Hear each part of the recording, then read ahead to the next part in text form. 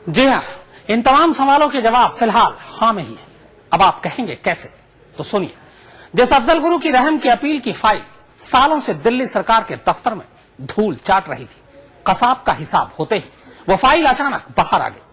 जिस फाइल को लौटाने के लिए 16 बार दिल्ली सरकार को टोका गया, उस फाइल को न सिर्फ दिल्ली सरकार ने गृह मंत्रालय को लौटा दिया है, बल्कि अफजल की फांसी के बारे में अपनी राय भी दे दी है।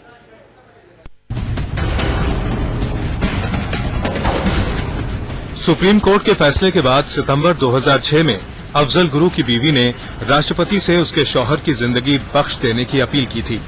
राष्ट्रपति सचिवालय ने इस अपील पर नियम के तहत गृह मंत्रालय से राय मांगी।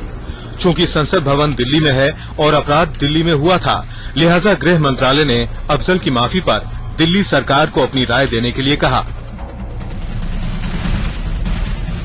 पर आपको हैरानी होगी कि दिल्ली सरकार इस फाइल को सिरे से दबाकर ही बैठ गई। हालांकि इस दौरान गृह मंत्रालय से दिल्ली सरकार को कुल 16 बार रिमाइंडर भेजे गए, पर दिल्ली सरकार ने कोई जवाब नहीं दिया।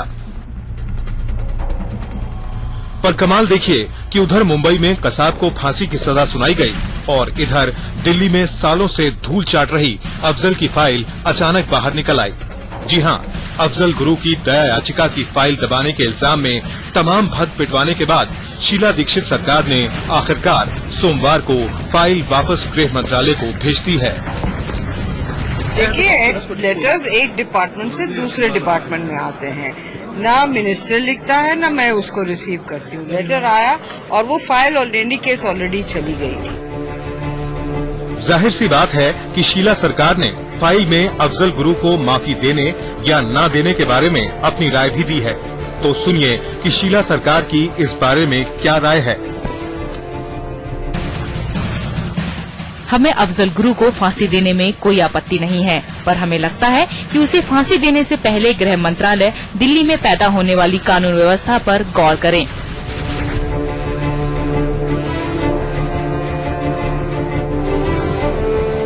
जाहिर सी बात है कि शीला सरकार ने अचानक अफजल गुरु की फाइल यूं ही बाहर नहीं निकाली, उसे ऐसा करने के लिए कहा गया।